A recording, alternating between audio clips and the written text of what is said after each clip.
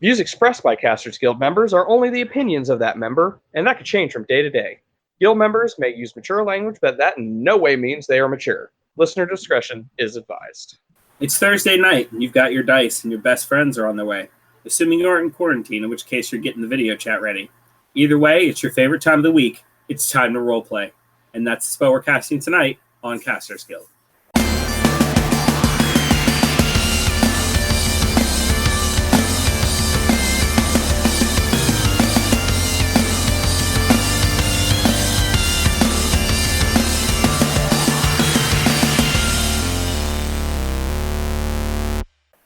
Thank you for tuning in to tonight's episode of Casters Guild. I'm Rick Perry, Guild Master and forever DM to the stars. And I am Baron Kane, Guild Master and forever DM to Richard Perry. And tonight, in case you haven't guessed, we're talking about tabletop RPGs. Which are generally not D&D. We have to throw that caveat in there. Sure. We've already talked about D&D, but we want to cover, I was going to say all the other games that aren't D&D, but... That'll never happen. It'll never happen.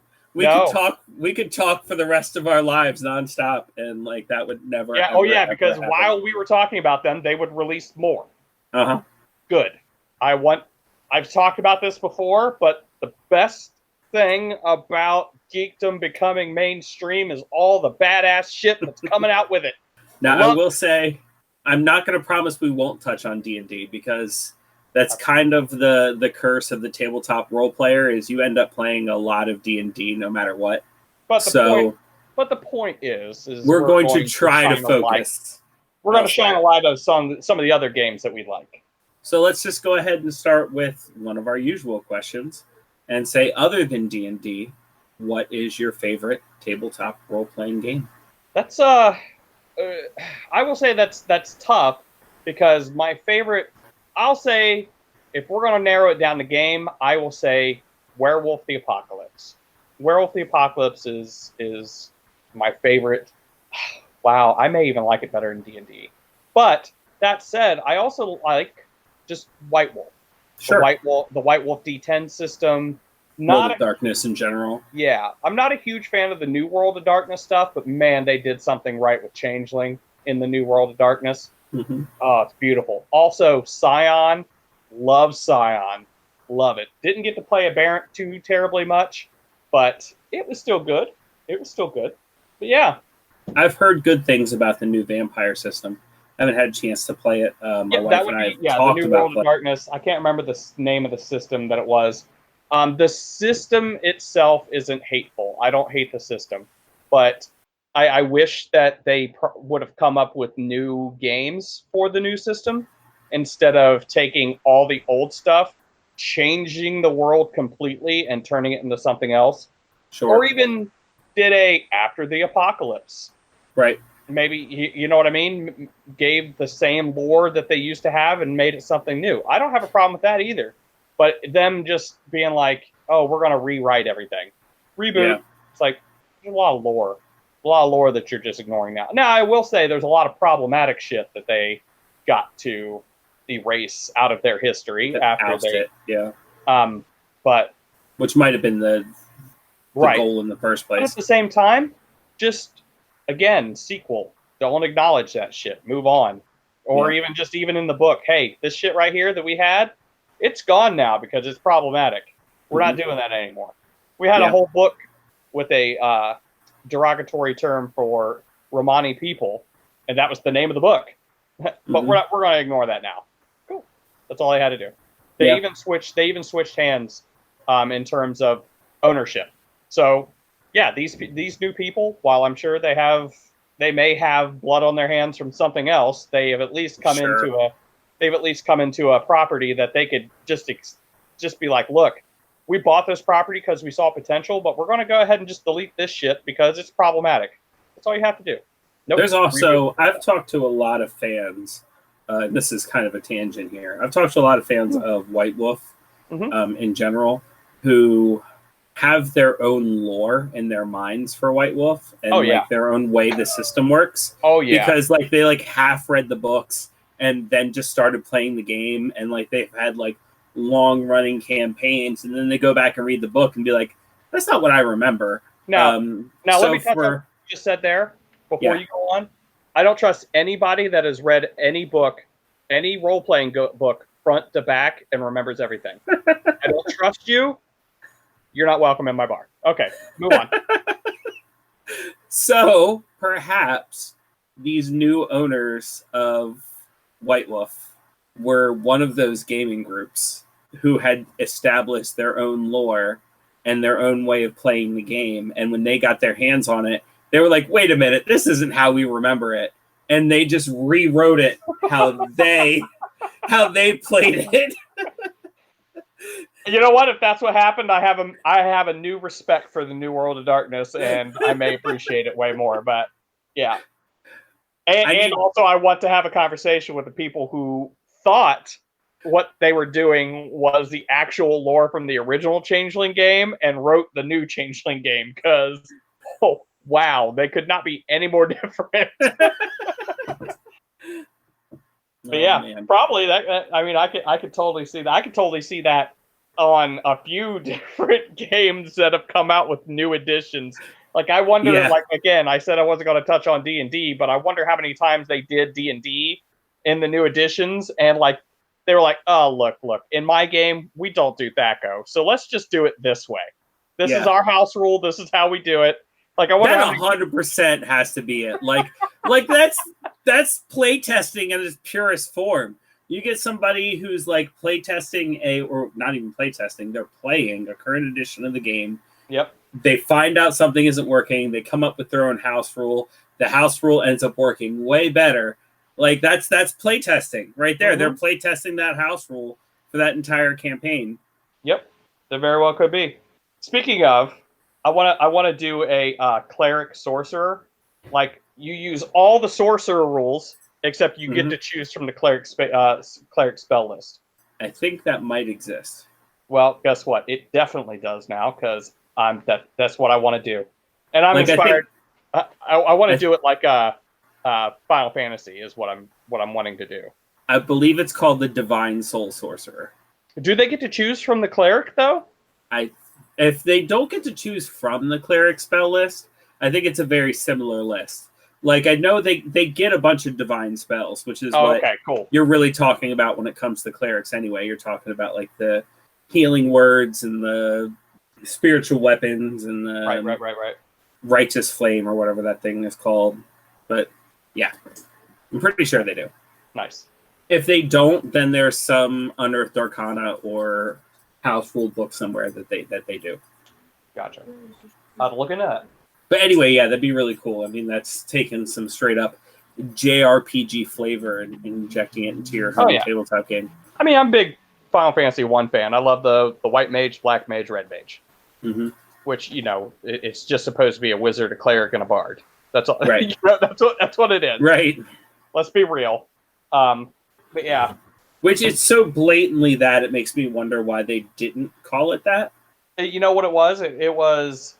I want to know what the original Japanese words for those classes were. And then see how they decided that they would translate it when it came over here.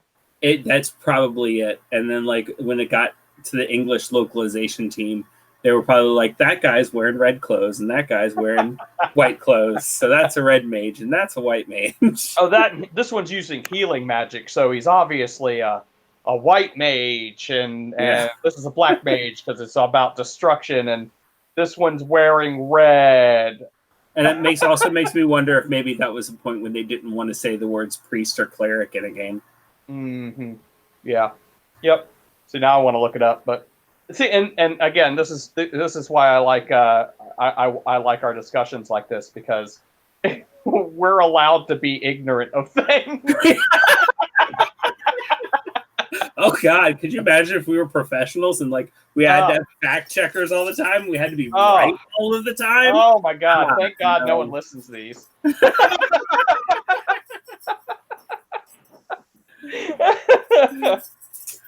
So back to the original question. Oh yeah. There was a question.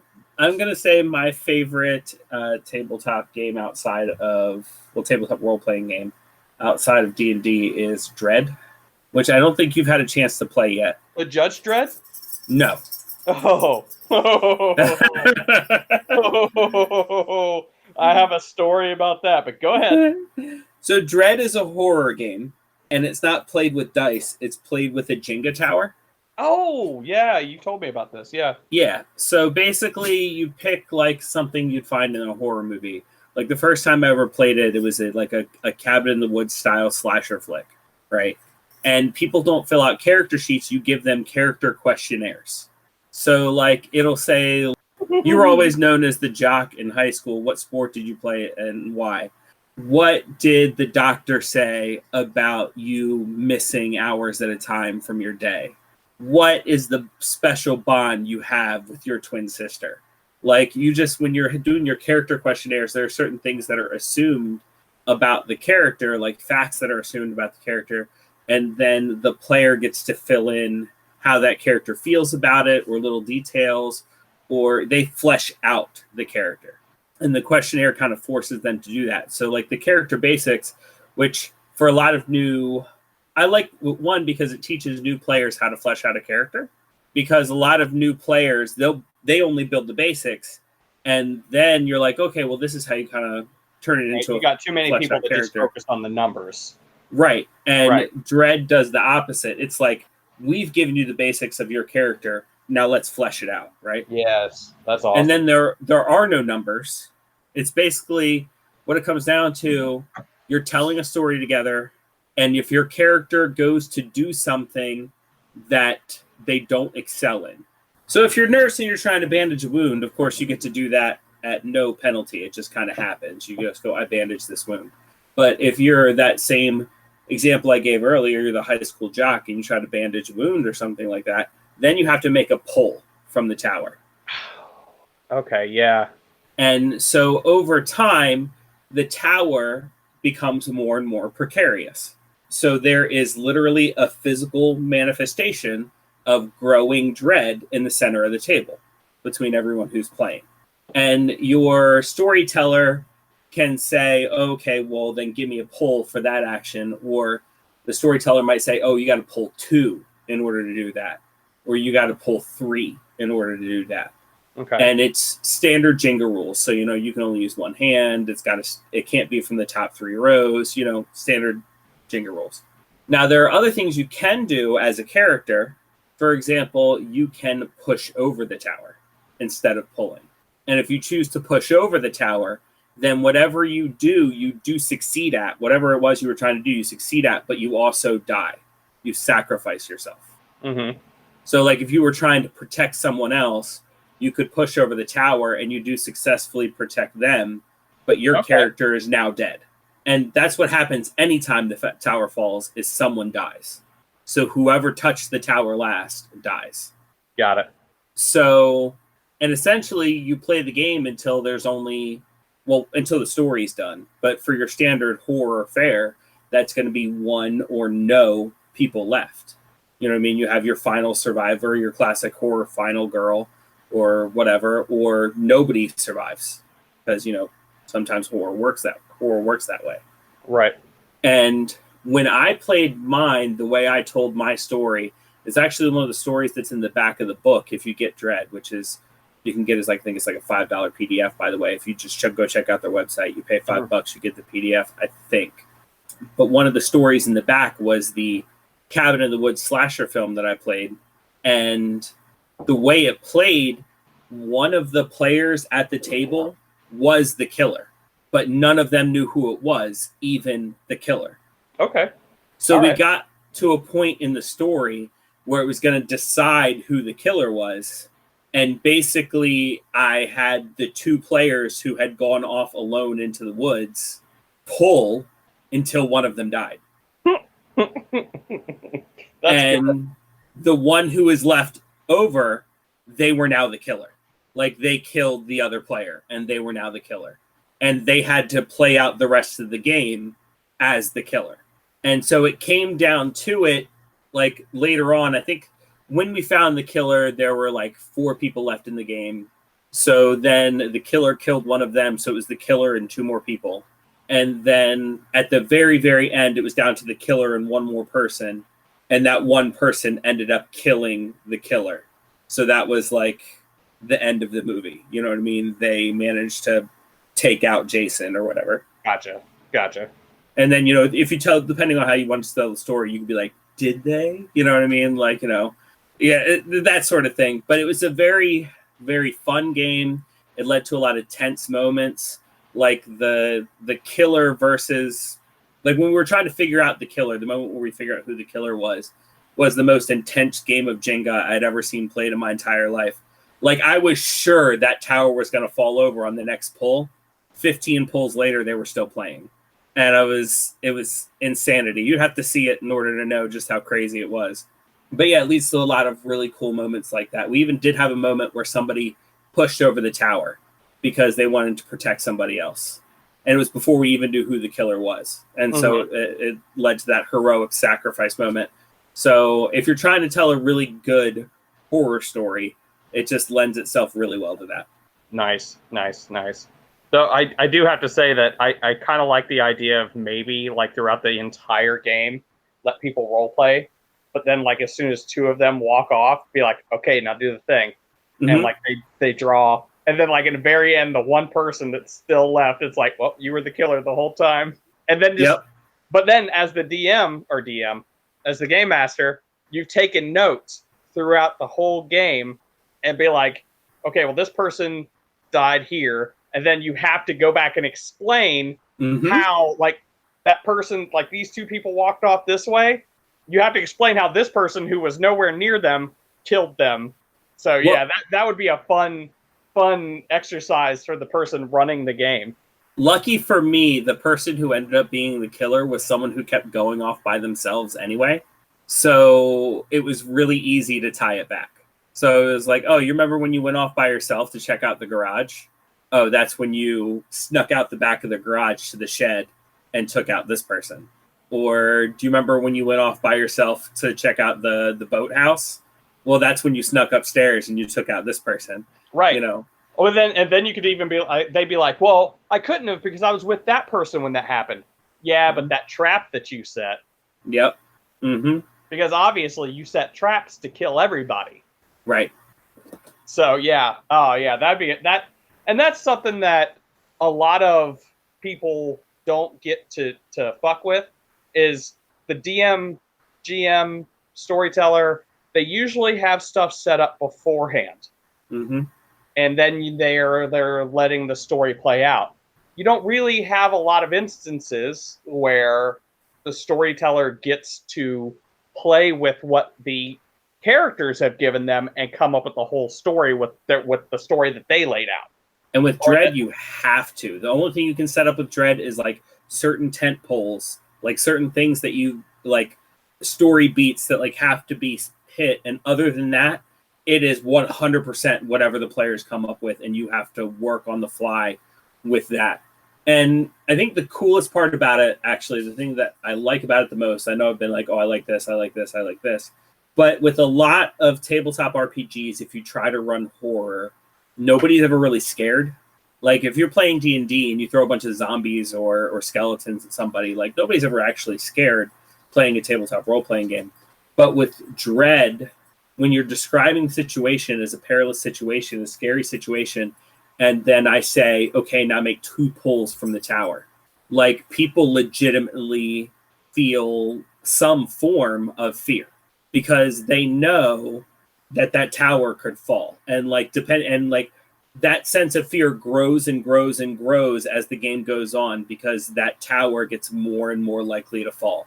And people actually get the chance to feel, and it's not like genuine fear or anything like that, but it's a very similar fear to the fear that you feel when you're watching a scary movie. So I've never experienced that with any other tabletop role-playing game. Gotcha. And being able to, just the way the mechanics lend themselves to actually being able to feel like you're playing in a horror movie. Right. Yeah. A lot of times you have to rely on the person telling the story to be able to experience that. You know, I felt legit fear playing Call of Cthulhu, hell, even D&D. But again, all relies on the person running the game. Mm-hmm. So it's cool to have mechanics that lend itself to that. It's always good when the storytelling and the mechanics link up. Mm-hmm. Now, I will say that this made me think of one of the first games. Well, no, not one of the first. This will be the first installment of games I've heard about or have, but have not gotten to play and or will never get to play. Sad times. Which will be the majority of this podcast. Which will be the majority of this podcast. It's called Blades in the Dark. I've heard of this. Heard of it. Okay, good. Mm-hmm. So it is. Let's see if I can get a publisher here. I'll keep looking for the publisher. Game designer is John Harper. I don't know if that's the publisher, but anyways. So this game is you're playing in like a fantasy or a medieval times kind of setting, and you are thieves or assassins or people who operate in the dark, people who run in the shadows.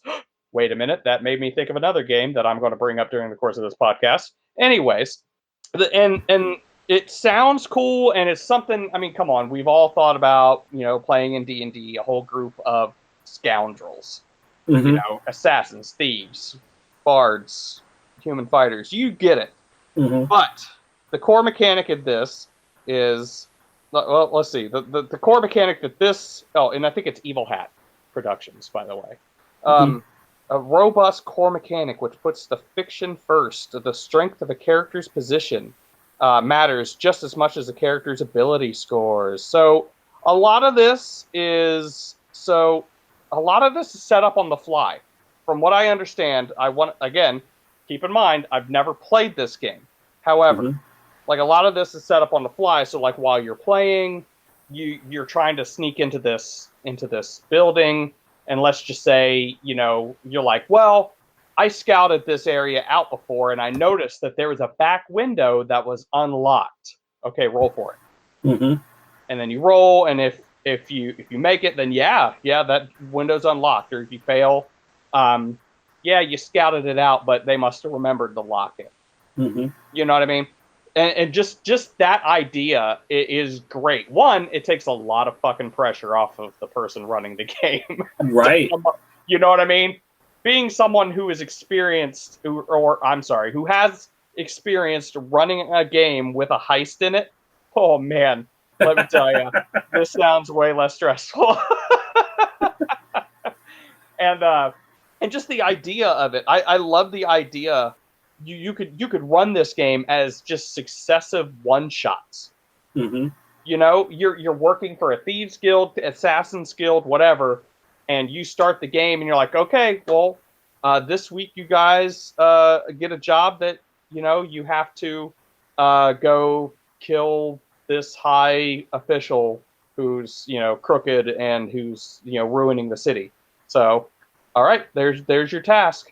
And then you go through that. Maybe you get some awards and stuff like that, but it doesn't have to be a storyline at all because you're people doing a job, and you just got hired. That's all the story you need.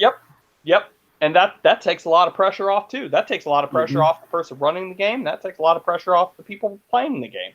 And then if you want there to be an ongoing storyline, so be it. One develops as you play.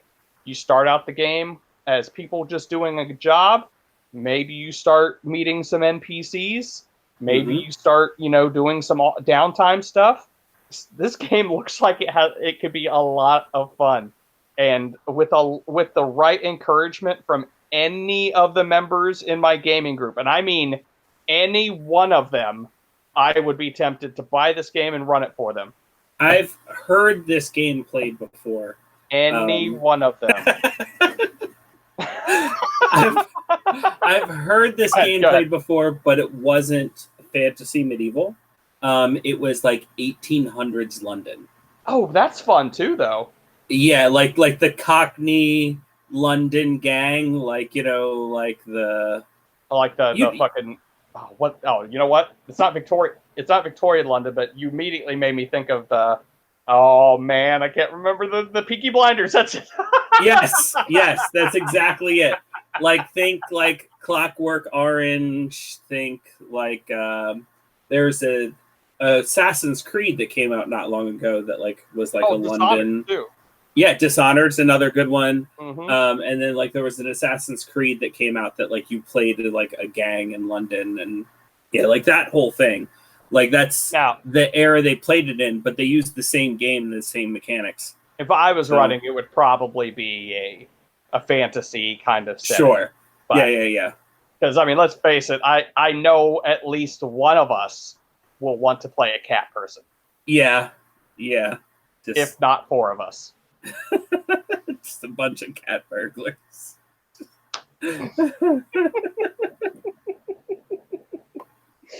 Oh man. But going based off of games I've heard played, I'll tell you one I'd really like to play was Delta Green.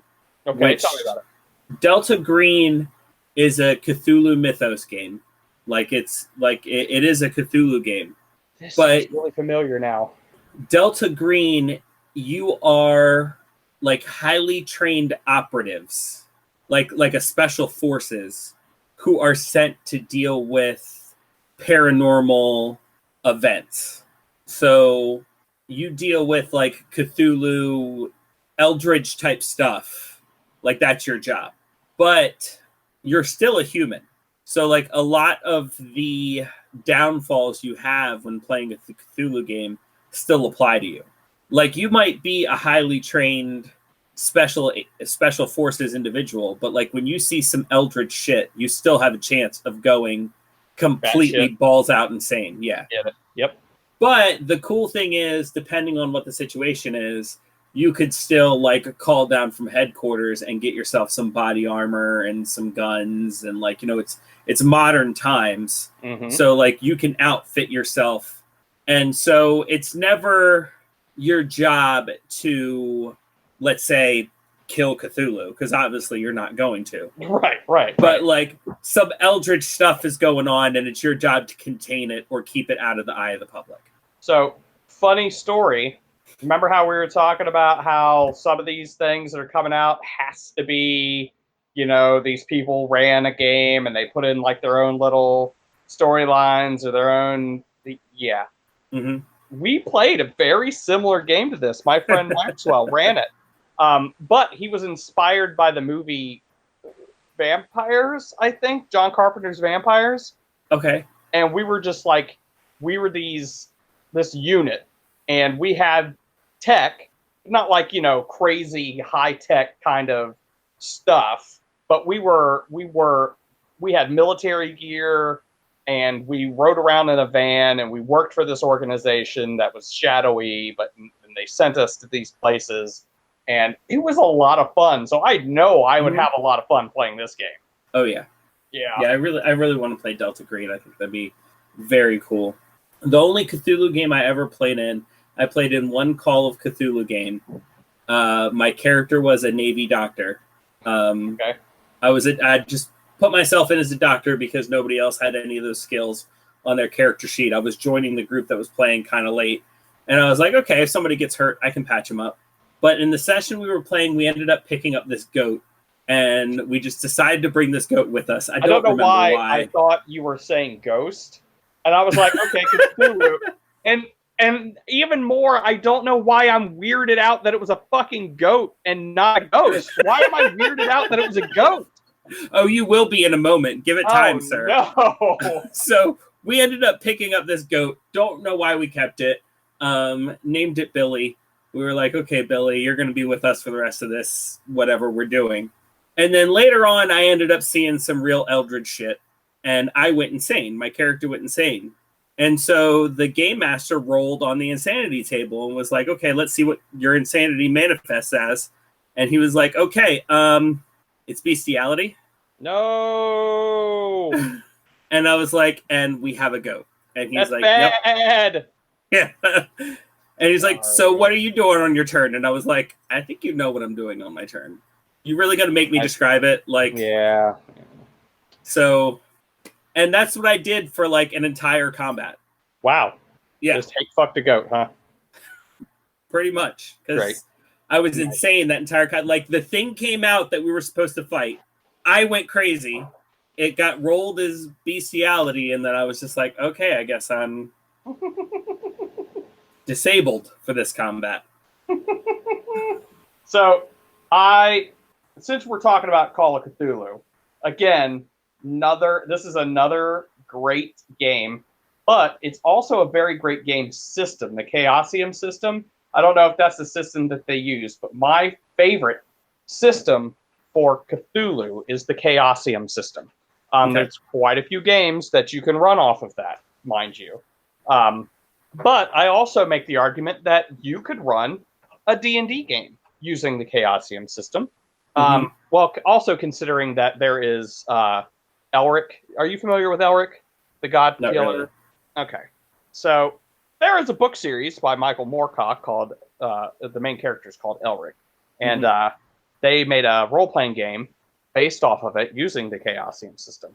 The Chaosium system is great in that, for the most part, it uses the same stats as D&D. Strength, dexterity, constitution, all that stuff. Sure. But for those of us that like a skill-based game, man, Chaosium has a shit ton of skills. And even a part where you can just add in skills, too. So it's very open. It's not very restrictive. It's great. So, that being said, I had been playing in cons. And one of the cons, I believe it was Capcom, and it was in Ohio. Okay. United States, Earth. And at the Ohio State University, apparently I have to say it like that. And I played, we were people coming from out of town, and we were investigating this small town. I shit you not, 15 minutes into this game, I saw something that broke my mind, and I was insane. I lost my character 15 minutes into this game. However, the game master took me to the side to role play this part out, and he was like, "Man, I'm sorry. You lost your shit. You technically you're dead. You're dead. I'm sorry." And I'm like, "Will you let me keep playing it though?" And he's like, "You really?" I'm like, "Yeah, dude. I will play." So what's my derangement? I can't even remember what it was, but and he was like, "Yeah, if you think you can do it." I was like, "Okay." So throughout the game, the characters knew that I had, the players knew that I had gained some sort of derangement, and I played it. Sure. So they knew that I was kind of insane, and that's fine. But I also, throughout the course of the game, ended up sacrificing everybody else in the game and called forth the big baddie from the middle of the lake. They didn't realize what was happening until it was too late. And like the end of the game was me standing, and this is all stuff I role played. Me with my arms raised at the lake's edge, dropping to my knees as this fucking eldritch horror emerged from the waters, and I won this little ditty from. I know that you guys can't see it. Yeah, see it on the sending stones, but I keep this. It's a pint glass that I keep behind the bar. It says Arkham Pale Ale, and honestly, it really gave me a love for pint glasses, like weird pint glasses. So, sure. Yeah.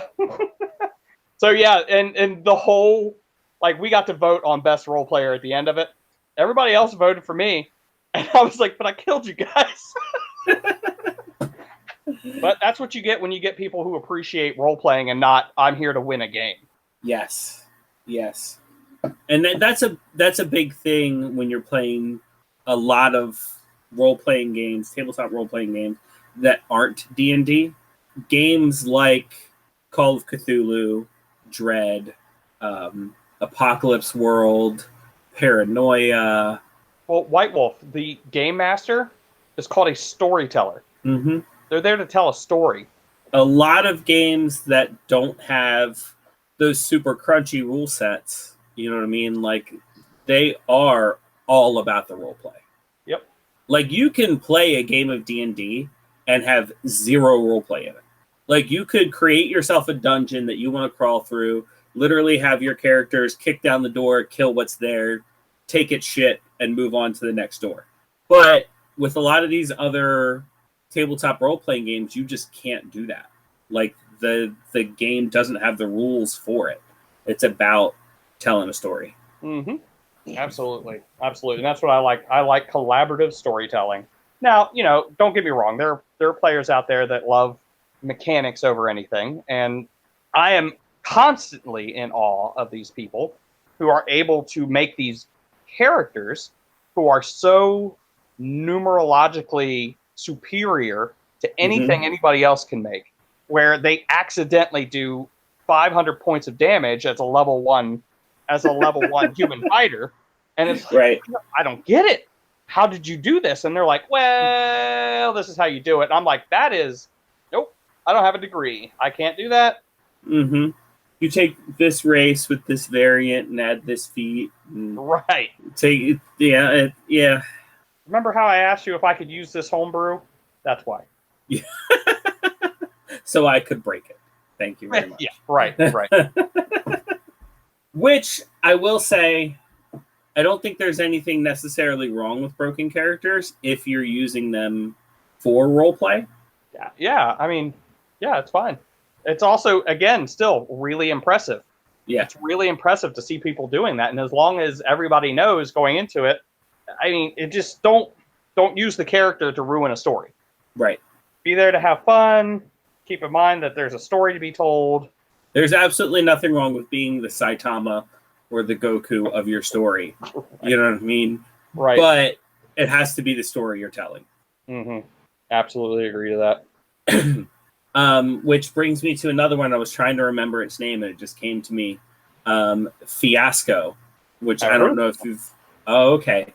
So Fiasco is another one where you're trying to basically create a movie to the point where you have scenes, you have characters, like you are a player you are playing a role. You are like, this is your character, you're playing a role. We just haven't given you a script. Like you're basically improvising this whole movie.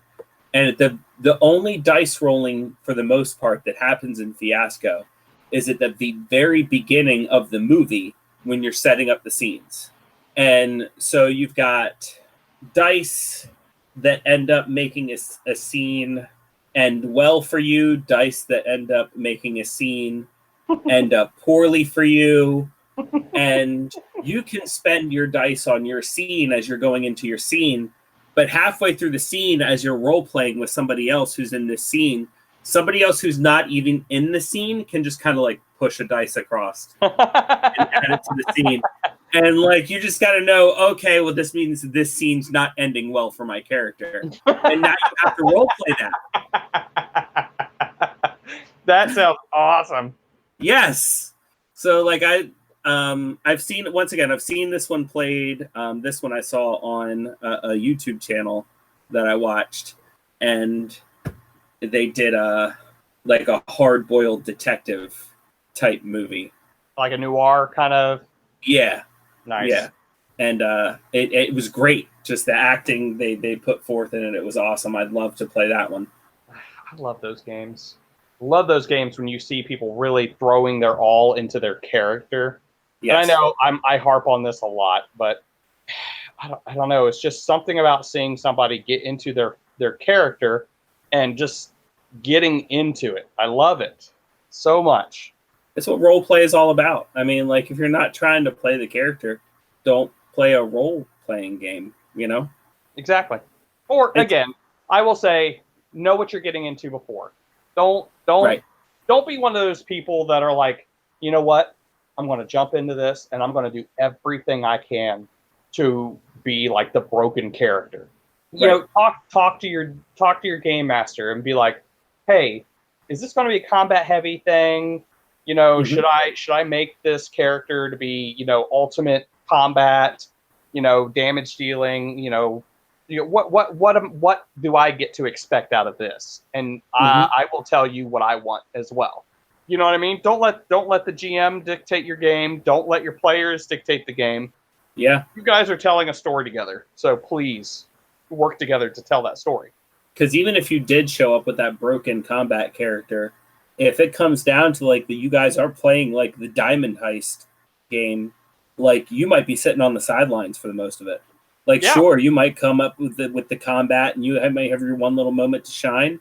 But if the majority of it is like doing espionage and information gathering Yep. and picking locks and deception and stuff like that, your big buff guy carrying a sword is just going to be Now, sitting there not doing much. And I can hear it now.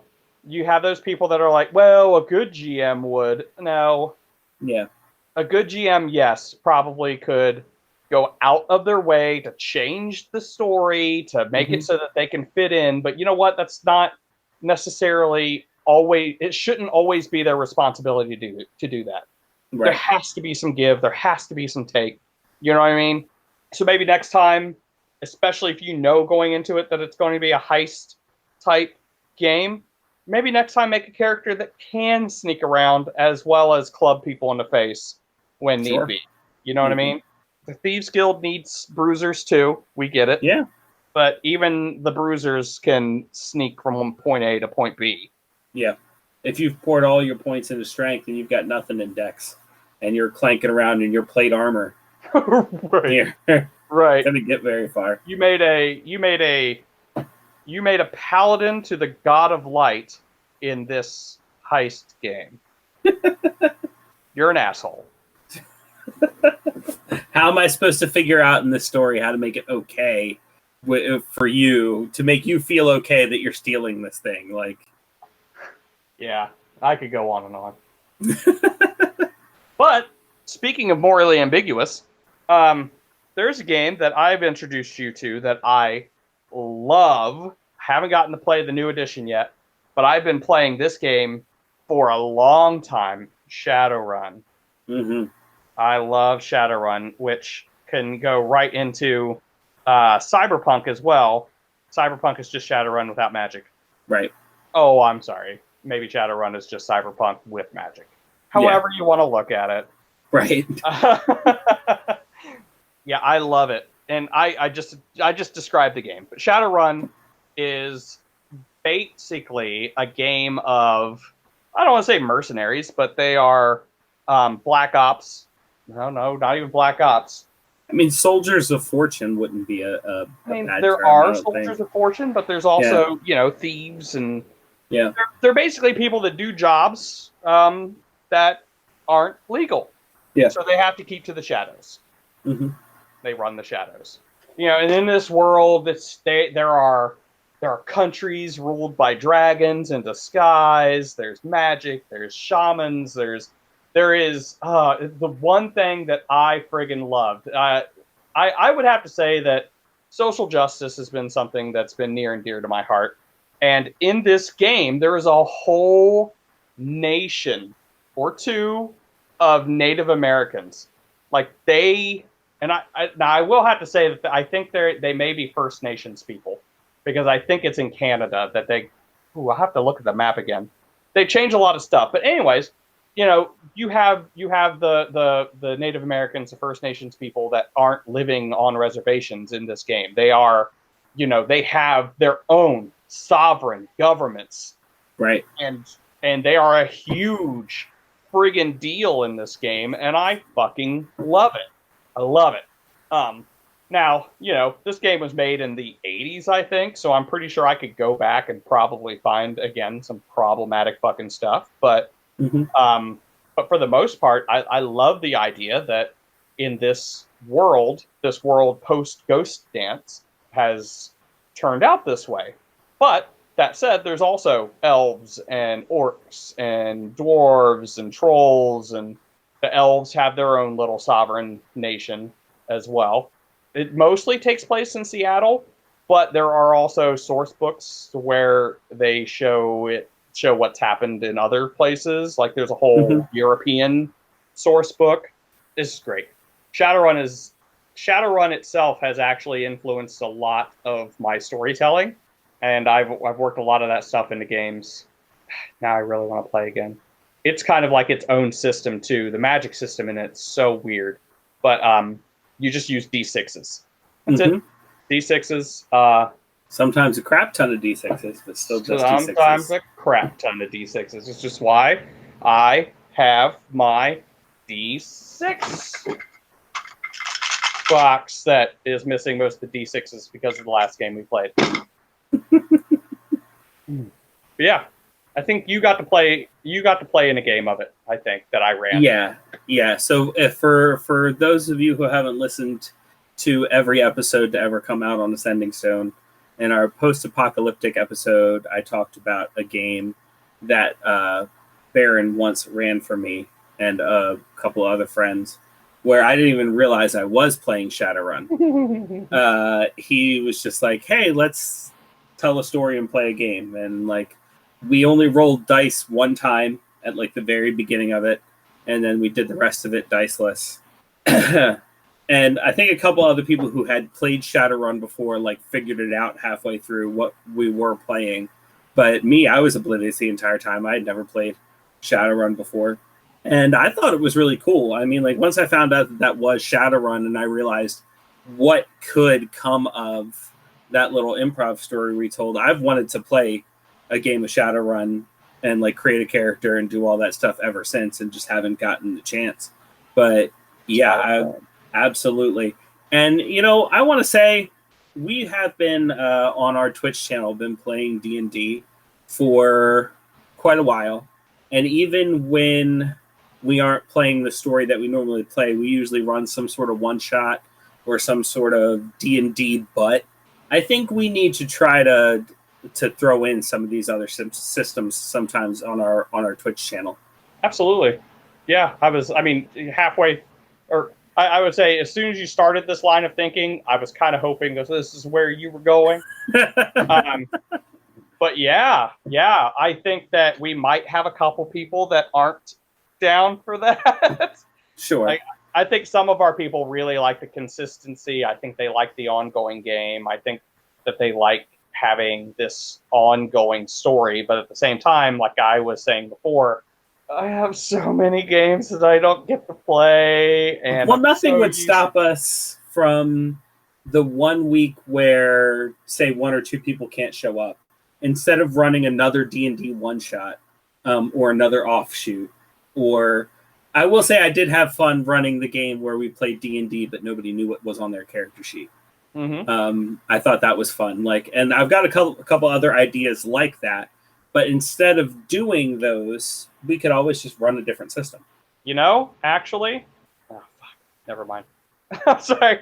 I was just thinking something I could do, but this would just be another ongoing campaign. Crap. It'd be a lot of fun, though. In fact, I think I may end up doing it. I'll be perfectly honest right now, and let's just hope the rest of the group doesn't listen to the podcast.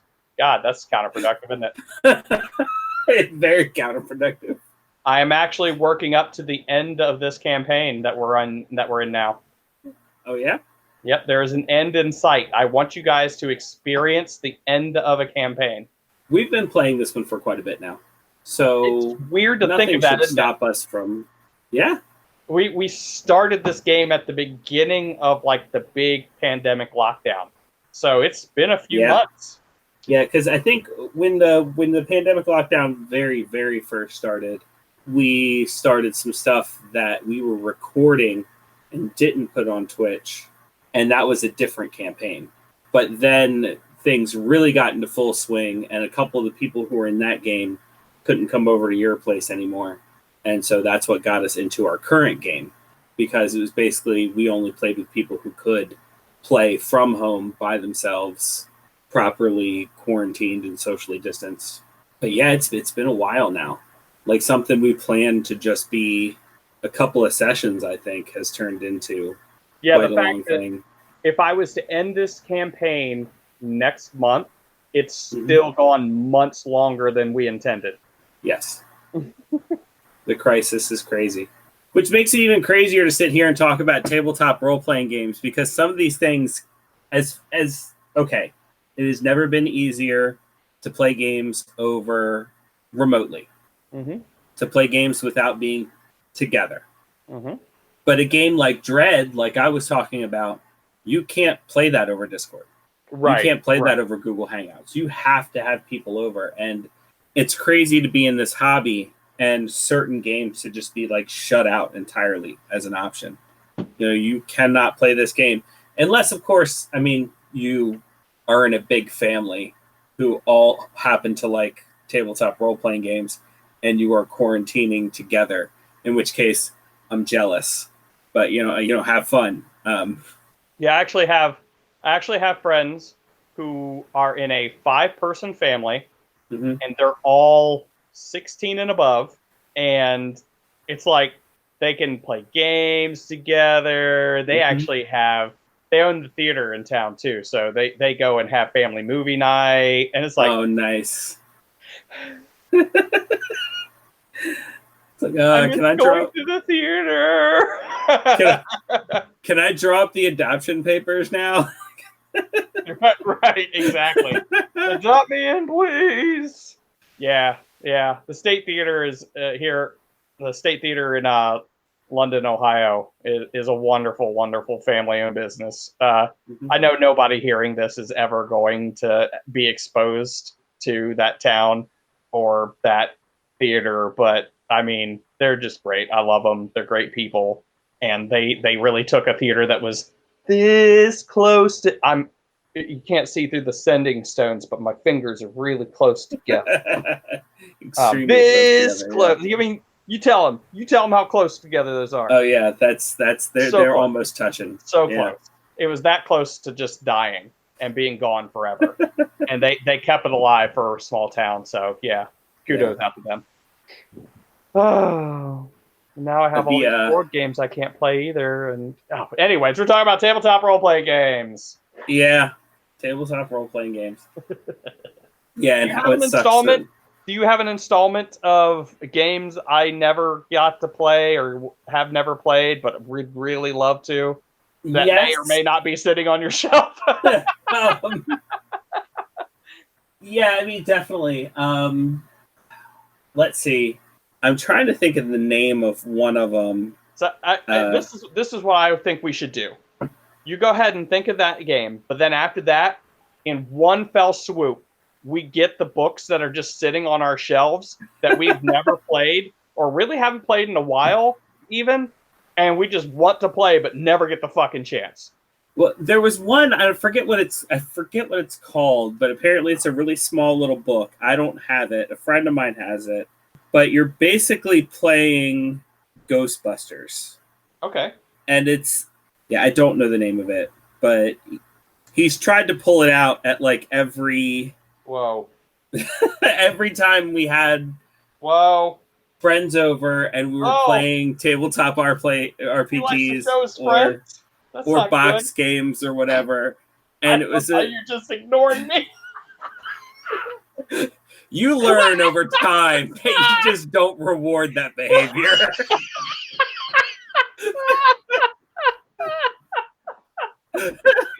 If I just ignore him, he'll stop.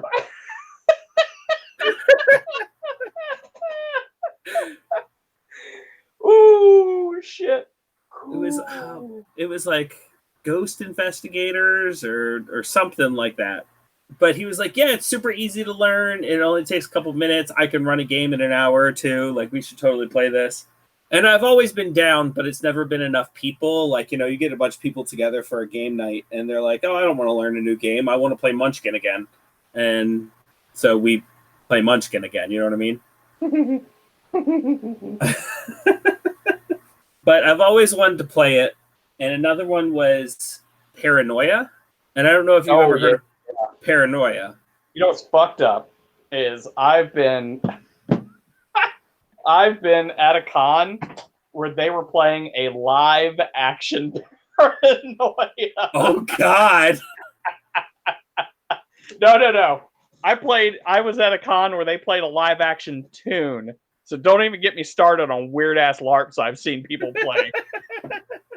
But yeah, the live action Paranoia was great because they even worked in props and rooms, and it was great. It looked great. Oh, geez. Yeah. God forbid you pick up a prop that your rank is not authorized to touch. Right. Yeah. Like but that. you need it to complete your job, but you're not authorized to touch it. Like, oh, geez. Yeah. Yeah, I think Paranoia would anyone- be fun, but I want someone else to run it. You want to play. That, and I don't trust myself. Ironically, I don't trust myself to run the game.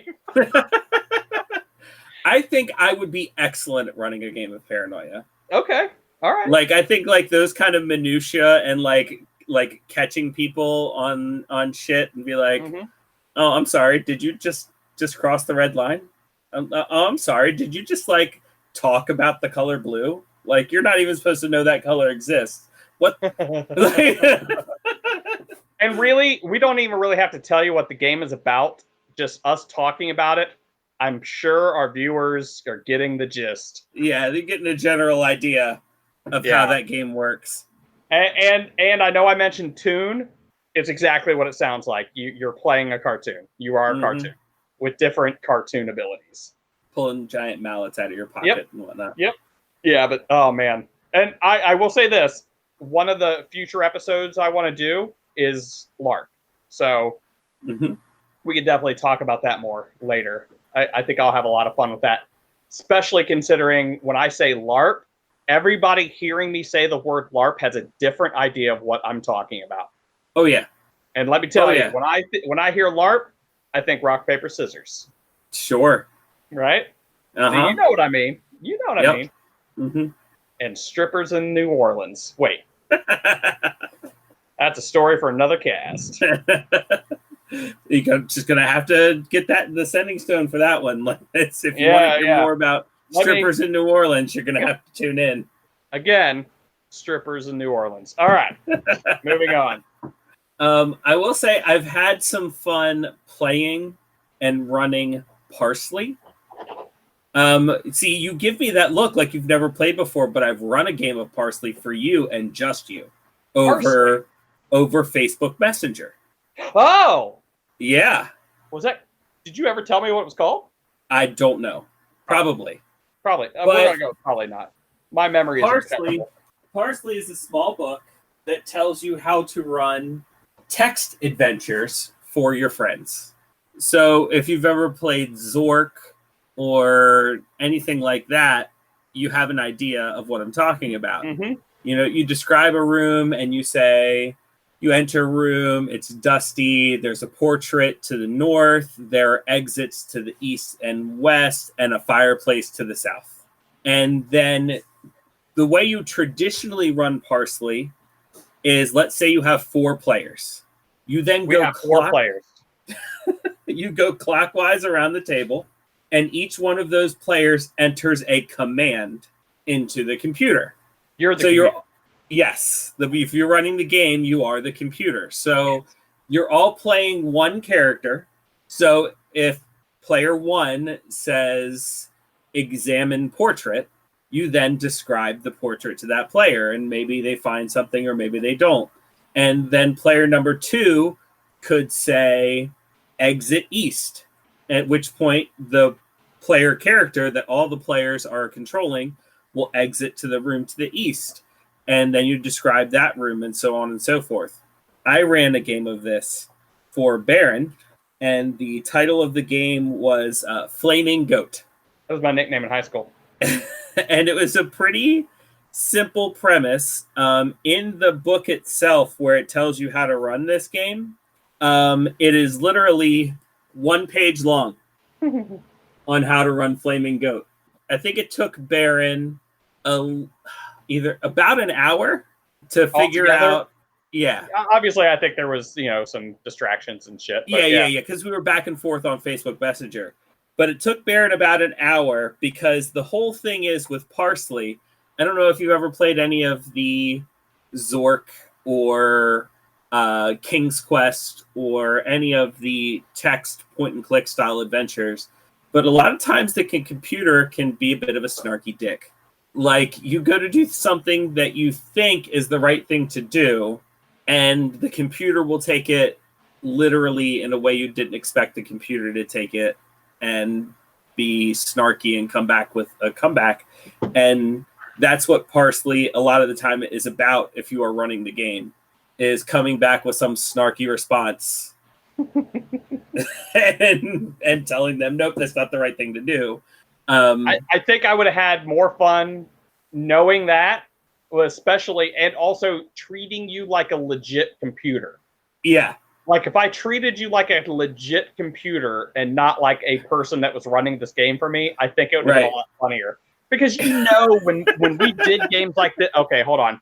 By we, I mean like the millennial, old millennial, Gen X, young boomer generation that played these games. We would try to do something, and the computer would be like, "That is not a legit." You know what I mean? That's not a legit command. Well, fuck you. And, we'd always get that is not a legit command, but with a computer that is playing back the snarky comments, the computer could easily be like, "Well, fuck you too." Right. And I've had a friend. I think Alexa. I'm sorry. Go ahead. I've had a friend of mine run a couple of Parsley adventures over Facebook as well. So, like, he would start a Facebook status that says, you are in front of a castle. There is a lake to the west. There is a mailbox to the east. The entrance to the castle is to the north. And, like, that would be the first status. And, like, he would let people comment commands. And whoever commented, that was just the next command he would take. And he would literally run it as if every comment was the command that got entered into the computer. And basically it was a bunch of people on his status, which is a really cool to run a game when, like, you're in a social distance situation. And literally anyone can jump in or out at any given time. Too, because I was thinking of running a game on Facebook that way, but not with Parsley, but just being like, you enter a room, I think I might do that. Anybody listening to this podcast, if you're not on my Facebook already, you're not invited, because that Facebook is for personal use only. And I'm not going to let you do that. And it's hard to do that on Twitter, so I'm not going to do it on Twitter. I'm not going to do it on Instagram. Get over yourselves. I got nothing. You could totally do something like that on TikTok, though. There's a lot of people that were doing stuff like that on TikTok, like Momo O'Brien. Yep. And I think she even did that on accident. Like, she didn't even mean for it to start out like that. Feel free to correct me, all two of you listening right now. But I think that she started this completely on accident and just ran with it. And she came up with a great story. Great story, which, by the way, I've been following her on YouTube for a while now, because she did some stuff at LARP, and like she did a LARP video and stuff. She's a really, really great person. You get a chance to check her out on YouTube. You get a chance to check her out on TikTok. Follow her social. She's really cool, really creative. I will shill for other people for free. I don't care. Yeah, totally. But yeah, Parsley's a lot of fun. Obviously, it's nostalgic, and I love it. I will say, if you've never played a text adventure style game, it can be a little bit harder to get into. But It's especially for those people who have no mind's eye theater at all. It may be hard for them to understand, especially that this was an actual thing, but then also visualizing it. But if it sounds like something you'd be interested in, I mean, we're not sponsored, but Parsley is made by one person, and he's putting out all the books and all the stuffs all by himself. If you go to mementomori.com, that is MEMENTO-MORI.com, the hardcover book is $30. And when I paid for it, I think I paid $35 to get both the hardcover book and the PDF download. Yeah. And the PDF download you can also purchase there, and it's super cheap. So, like, don't pirate it somewhere. Like, go pay the $5 or whatever it is and support this creator, because he made a really cool thing. Definitely. You know what? Let me talk about one more game that I think that people should really get their hands on before I pull off the games from my shelf. There's there is a game that I started out playing, and this is going to go into games that I want to play. It's called Tiny Dungeon. It's something that I wanted to run for you guys, but it's a really, really simple game. You, in fact, it actually reminded me a lot of that super game that you ran. It's a D6 game. You generally roll 2d6, unless you have some kind of disadvantage, then you roll 1d6. Right. Or if you have advantage, you roll 3d6. Tiny Dungeon is a fantasy world.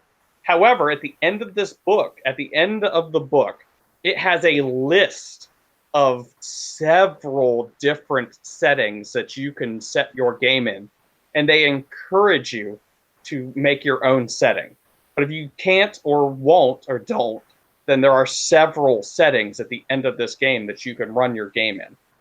It's great. I don't have the game around me because I downloaded it from Drive-Thru RPG. Again, great resource for anybody that is looking for games. Drive-Thru RPG, again, not sponsored, but I will shill for people that I like. But not only is it fantasy, but they also have a super game.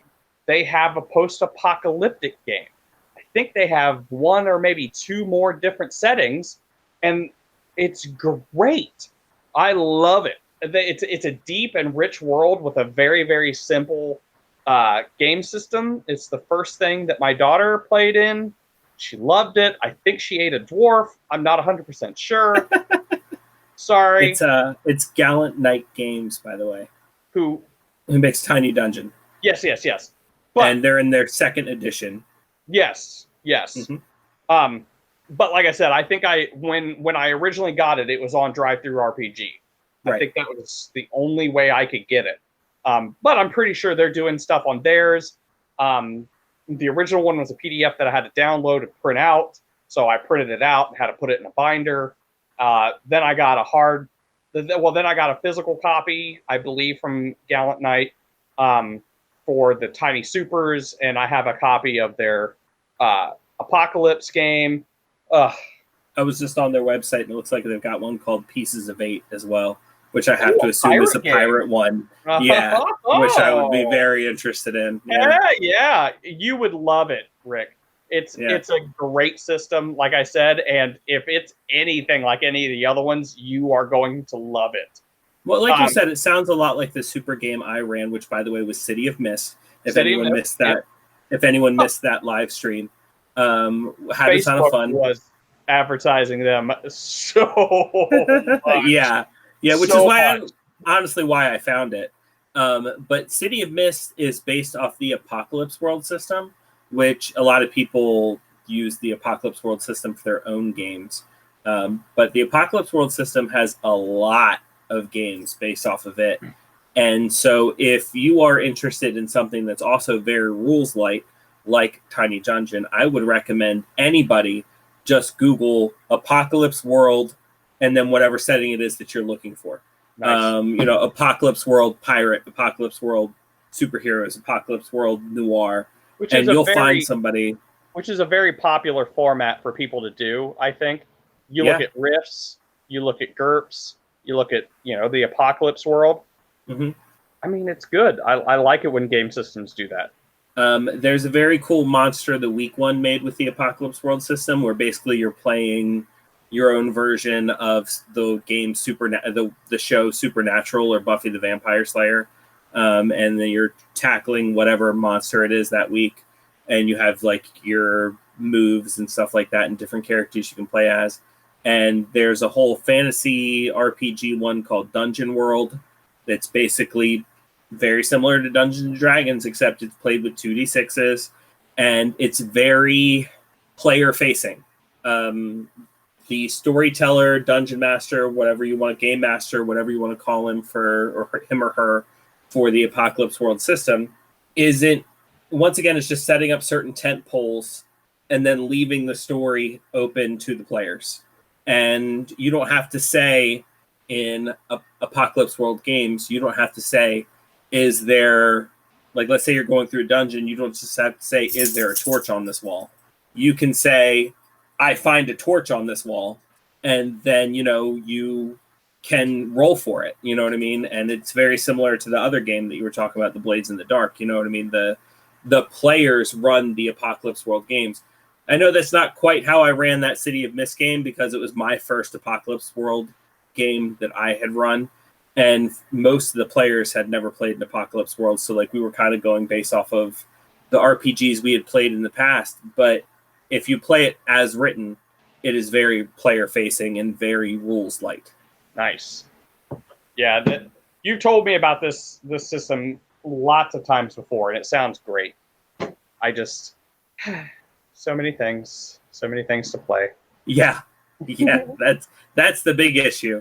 Is so much to play and so few time and players. I'm like legit getting sad. Which is fair. Man. Oh, I felt my little heart breaking, just like.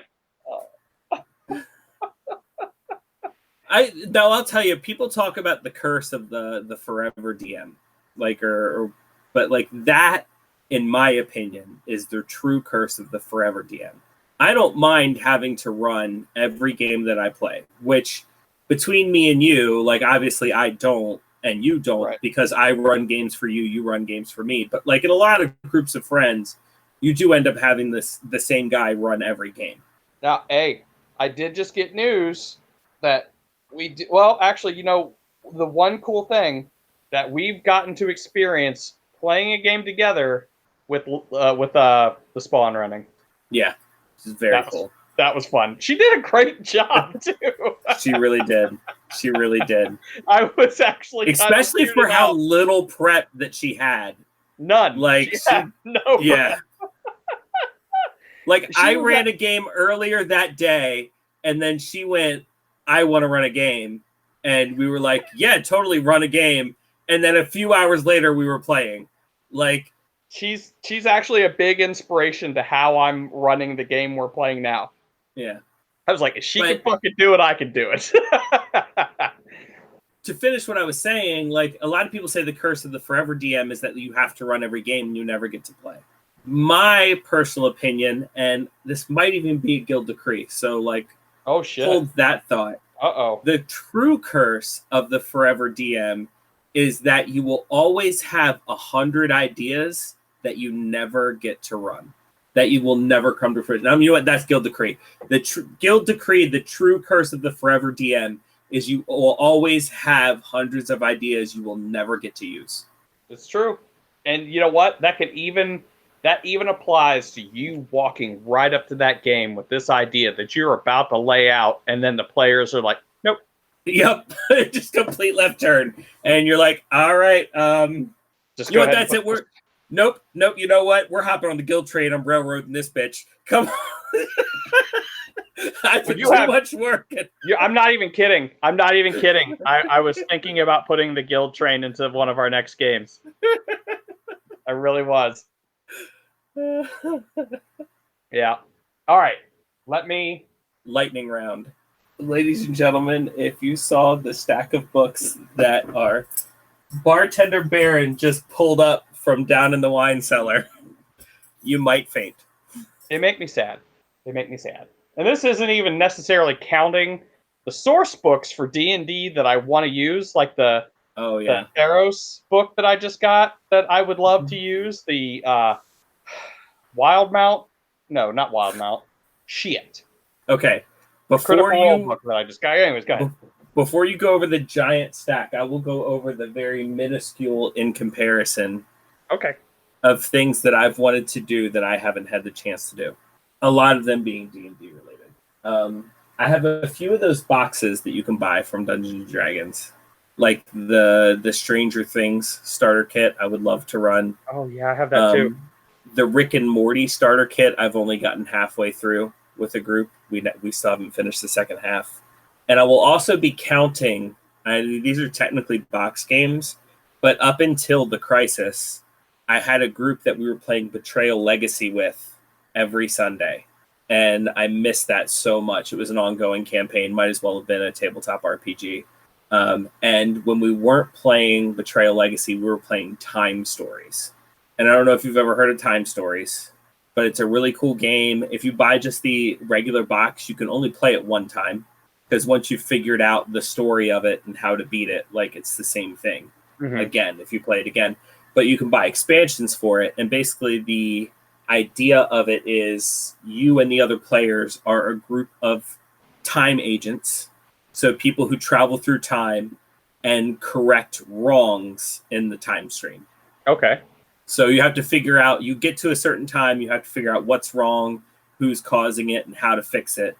And then you fix it, and like it's all done through cards. Like you have a deck of cards, and it's like, don't flip over this card until you've flipped over this card. And so you don't necessarily need a storyteller because the game does it for you through cards. But playing that was very cool and very role play. I still have an idea for a Dungeons and Dragons campaign where all the players play Toads from the Super Mario series. Like every player character is a Toad. Gotcha. And you are on a journey to summon the legendary hero to the Mushroom Kingdom. And the legendary hero is Mario. So like once you manage to get Mario on the scene, that's the end of the campaign, because then he does his whole thing. Okay, that's kind of cool though. I kind of like that idea just in general.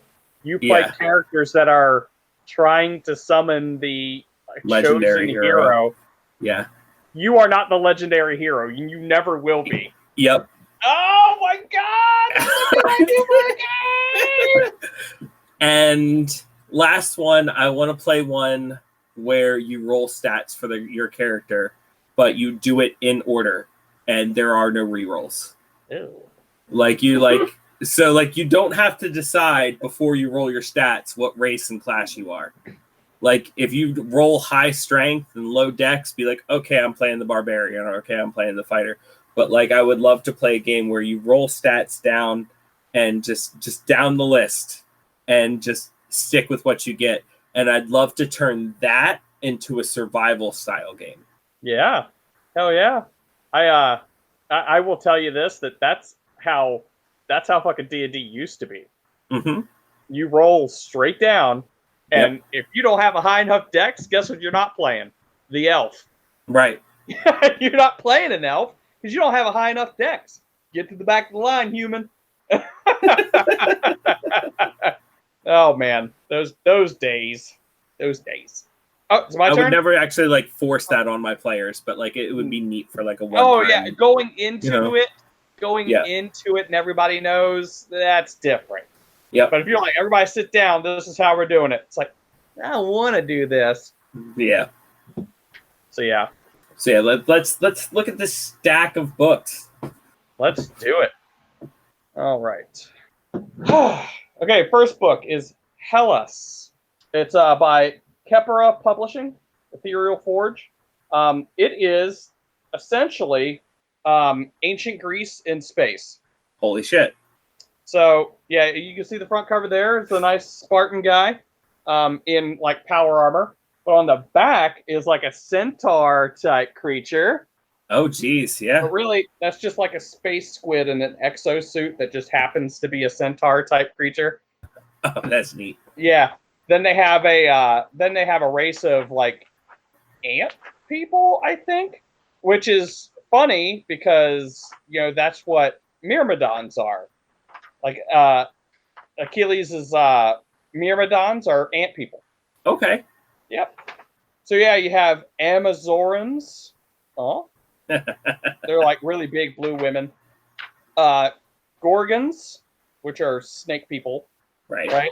The Hellenes, which are the humans. The Cyclops, which, thinking about it, I think that's how they're pronounced. They wouldn't be pronounced Cyclops. Well, maybe they would be Cyclops with the Y after it. I'm not fluent in Greek, so I'm not sure, but the C is usually a K sound, which is why it's Kerberos, not Cerberus. Yep, myrmidons. They're actually even called myrmidons, but they're insect swarms. The Nephili, which are like angel people, like I'm thinking they probably should have called them Boreans, but that's fine. The Nymphas, which are like plant people. Zentaur, saying it out loud, I get it now. Okay. Yeah. So yeah, it's pretty cool. Never got to play it. Never ever got to play it. Bought it. Had a cool conversation with the creators. They have other games too that you should check out. Great guys.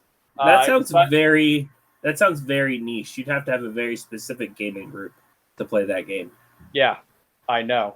But it's made by Michael Feigl and Jerry Grayson. Like I said, good guys. Stop laughing at me. Next is Outbreak Undead. As you can see, still in the plastic. Oh, geez. Still in the plastic. So this is a role-playing game that I thought was a card game, but it's actually a role-playing game that uses cards, and I still really want to play this. Again, zombies are my favorite horror kind of thing, and apocalypse. They're not my favorite apocalypse situation, but you know how I feel about apocalypse games. So then we have Spark. It's done by Jason Petre. Published by Genesis of Legend, Bits and Mortar. This is a game that the Spawn picked out, actually, and it's like a superhero game.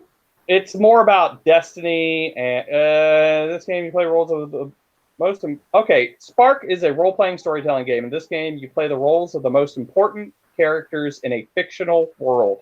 You cooperate to tell a story of heroic deeds and personal struggles. So, okay, yeah. So it depends. Really comes down to what kind of world you're playing in for that particular. And I remember talking to the guy. I believe he was the guy that made this, but it could have just been the guy that was selling it. But it's about challenging beliefs. So your character has a set of beliefs, and they get challenged through the course of the game, and that's kind of where they get their driving force. Okay. Epilon. It's a dragon role-playing game. Okay. Plays dragons. Again, another Spawn game. She really, really dug the idea. Right. And we've never got to play it. But yeah, you play a dragon from like babydom to adultdom. Yeah. Again, I mentioned this earlier, Tiny Wastelands, Tiny Supers I have as well.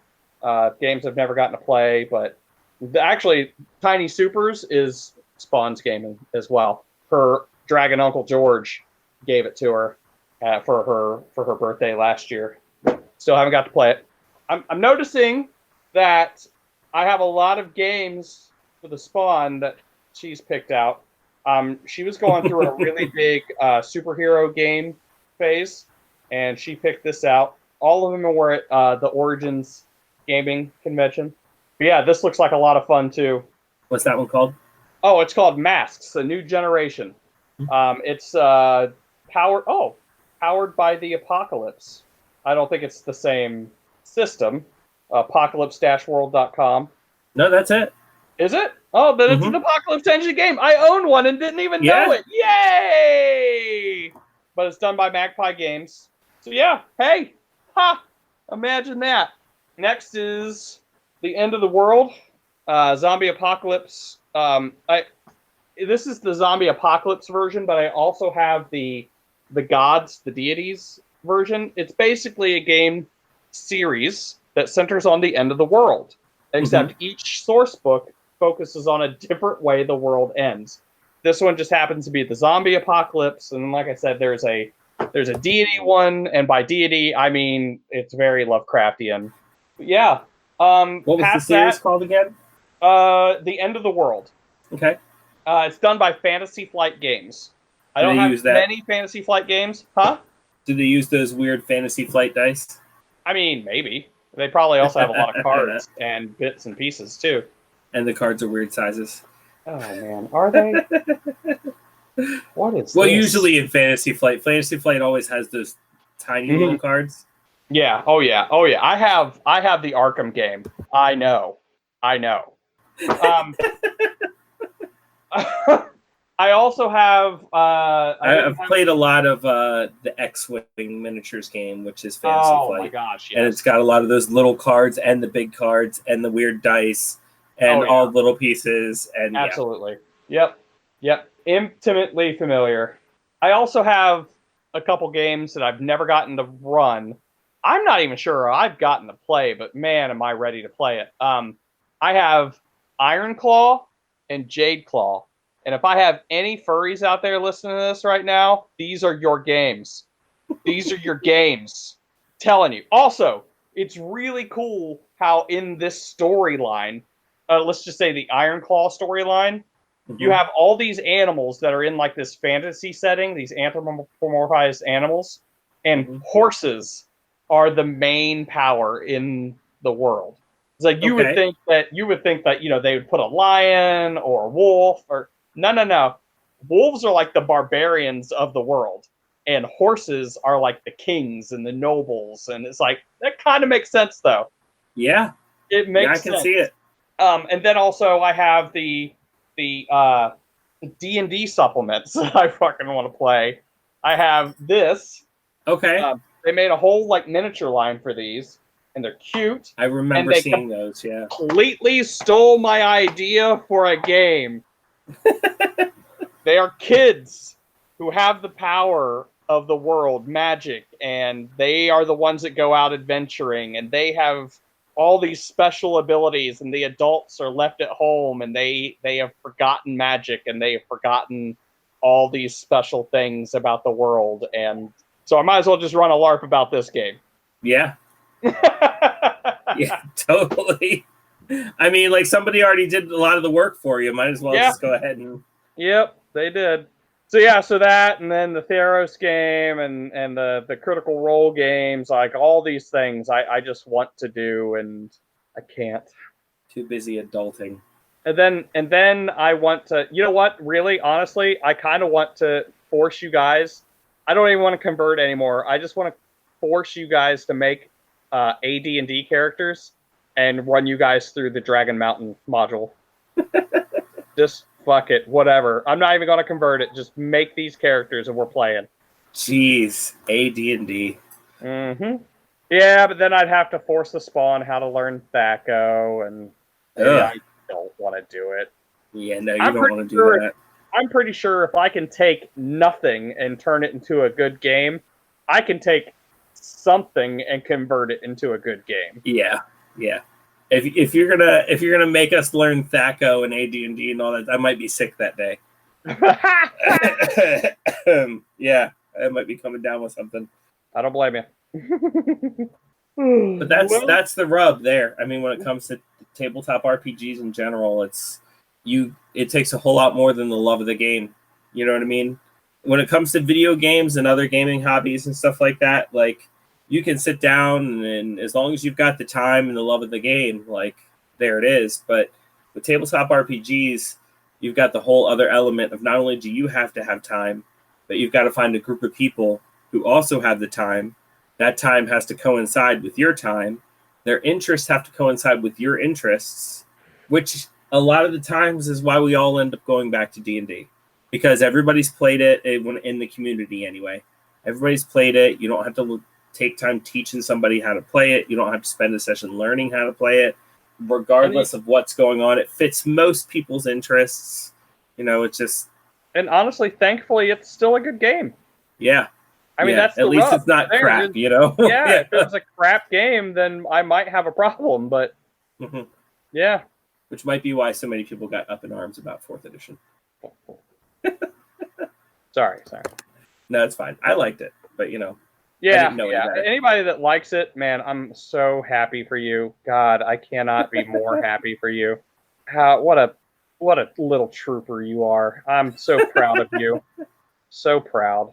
I think the only reason is because it's more or less what I started with. Yeah, I played like 1 or 2 things of 3.5, but for the most part, my D&D journey started with 4th edition, so I didn't know any better.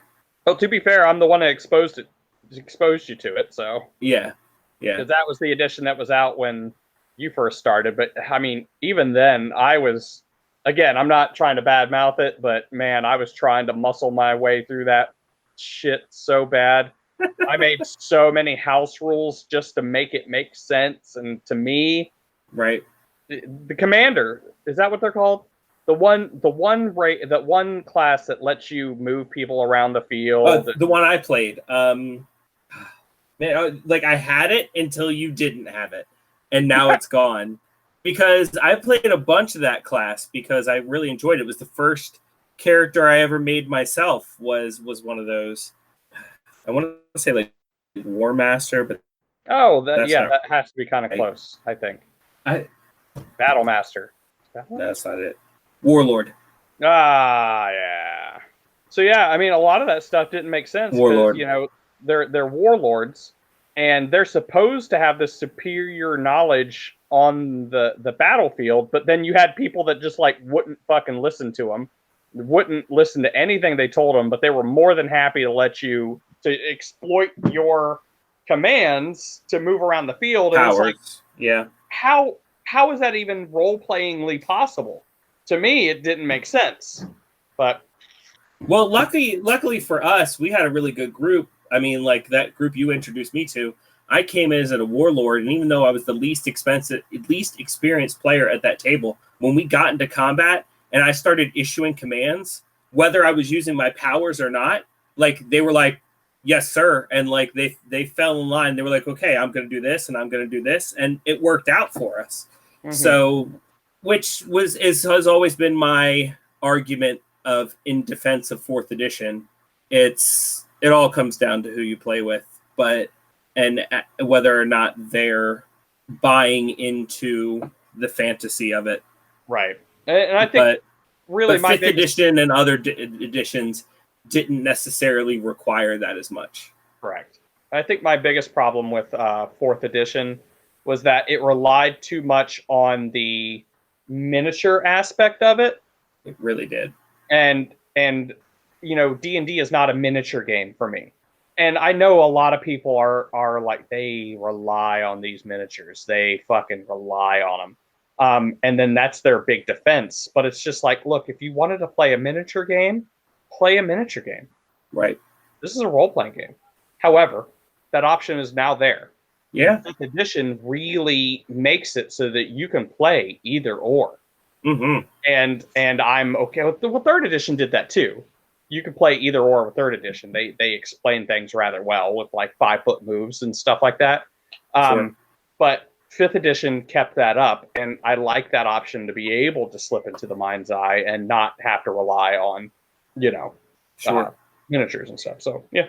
Whereas I always have been a miniatures guy, and it's probably because I did start with 4th edition. That like when I'm running a game, I really do like having the miniatures. But obviously, I've played with you, and you can tell I can do it without the miniatures too. But like when I'm running a game at my table at home, like when we get into combat, I usually do pull out the miniatures, unless I'm feeling lazy. And then I'm just like, we're just doing this one in the mind's eye, guys. Like it's. I will say that I will, if someone wants to make miniatures, I'll encourage it. Bring me your miniatures, everything like that. Even if you just want to show off your character that you got this new miniature for, great. Please do that. And I may even run a few combats where I'm like, okay, break out those miniatures, and I'll put out some candy monsters because it's fun. And once you beat a monster, I let you eat the candy. Yeah. So yeah, I mean, there's tons of ways that you can do it. Tons of different ways that you can do it. And I like miniature games, and I like even incorporating miniatures into my game sometimes. But I don't think that should be so. 4th edition was so reliant on it. Yeah, it shouldn't be so required. Right. But everything was written in such a way that it assumed you were on a battle map. Right. And exactly. I think that was in an attempt to sell miniatures. Like, I think they were like, we're not going to make our money selling these books. Like, we need to figure out another way to make our money.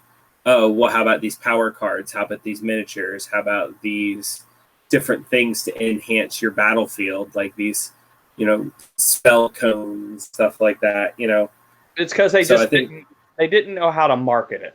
There are plenty of different ways to market D&D that don't involve miniatures or changing the point of the game.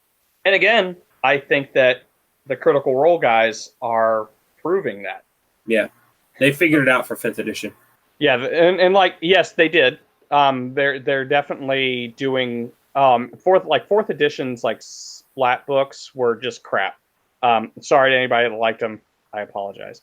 But they're really branching out with this 5th edition stuff. And again, like I was saying with the Critical Role guys, they're selling D&D stuff, but it's not just like source books and stuff. They're doing like fucking coffee mugs, toys, and I really think that Wizards has caught on, or Hasbro, whatever, has caught on, and they're like, oh, nerds like goofy shit. It's like, yeah, motherfucker. Yeah, of course we do. Shit. We live for goofy shit. We will burn down your house for your goofy shit. So yeah, I mean, like, I'm chilling here with a little, plastic mimic and a little spectator or whatever the fuck they're called, and it's like, yeah, give me a big plush owlbear, man. I love this shit. I don't want to just get books. I already have enough books. You give me your base books and I'm fine. Drop those books. I will figure out the rest. If you give me more, awesome. I really love the Theros stuff. Like I said, that's great. Yep. But after that, give me goofy shit. Give me a hoodie that I can afford. Give me, mass produce this shit so I can actually afford it. Right. Don't just make a custom made piece of shit for $50 that I can't afford. Because I barely afforded your book in the first place. Right. Get me a pair of socks that are cool, that makes me look like I have orc feet. I love it. Yeah. Not to mention, when it comes to that kind of stuff, I will buy a lot of that stuff in a heartbeat. Because if you're wearing, like right now, my mask that I wear every day is covered in poly dice. You know what I mean? Like, I've got 5 different masks. All of them have poly dice on it. All of them have D20s, D10s, whatever on it. Nice. And I wear those every day because there's a chance someone will come up to me and be like, hey, I like your mask. And immediately I know you play Dungeons and Dragons. You're my people. Yeah. Nice. Like, if I've got a shirt on, like, I wear that dragon ampersand as much as I can. That's like, a great logo, by the way, D&D. Oh, yeah. I mean, I know it's been our logo for a while now. It's gone through some changes. Right. Yeah. We just didn't really treat it like our logo either. Well, let's be honest. We didn't treat it like it was our logo until Chris Perkins told us his name was Andy. And then we went, okay, Andy. All right. You're coming with me. So, yeah. But I wear that everywhere. If it's on a hoodie, on a T-shirt, on a hat, on a dog tag necklace, whatever. Because if somebody comes up to me and goes, hey, that's a cool shirt or something like that, like, I'll know. By the way, here's my email if you're looking for a Dungeon Master. Right, exactly. I know you live near me because we're at a similar place. I know you're into D&D, you know what I mean? And I know Dungeon Masters are often in short supply. So hit me up. It's awesome. Yep. Have I mentioned that I love how open we can be about this hobby now? Oh, yeah. Yeah. I hate that we as a society have not developed further than we should have, but I love that we have made some headway. Yeah. We've made some headway with accepting people for their hobbies, their interests, their religion, their race, their sexuality. I'm not quite where we need to be, sure, at all. There's still the chance when I go out wearing my Dungeons and Dragons t-shirt that some woman will come up to me and tell me how that's satanic and I shouldn't be wearing that. Like, if I wore it in the 80s, you could pretty much guarantee that was going to happen. But nowadays I can wear it, and yeah, there's still a chance it'll happen, but nowhere close to as much as it would have happened back then. I completely agree. Yeah. Huh. It's all right. Now I'm just getting all nostalgic and feel goods, and I'm not going to apologize for that. No, that's a good thing. That is definitely a good thing. That's the point of Casters Guild, honestly, is like, hopefully somebody else listens and goes, oh man, that does make me feel good. Yeah. But it also kind of makes me want to go out and get a ampersand shirt now. Oh man, there are so many cool ones though that you can get. Like, have you seen the ones where the entire dragon ampersand is made out of dice? No. Oh my god. Hashtag not a sponsor. But hashtag could be a sponsor. If you want to send us some D&D merch, some dragon ampersand shit, we will totally tell people where to find that stuff. Like, I will mention it at the beginning, middle, and end of the podcast, and put it in the description. I will sell out for your ass.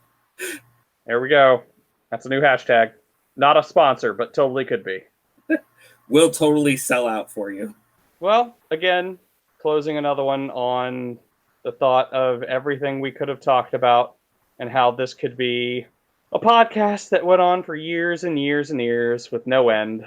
Makes me sad, but also makes me happy that we still have plenty of games that we still have yet to play, and that there are so many games out there.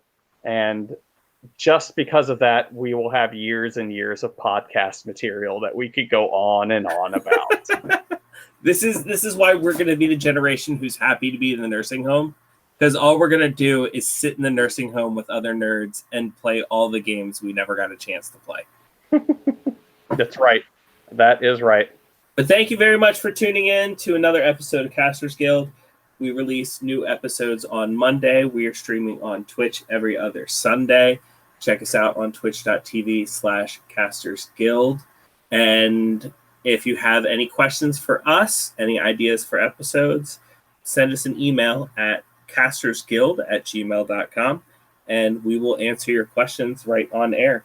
Yep. And then if you wish to see me in anything outside of this podcast, you can feel free to look me up on probably any social media under Baron Kane, one word.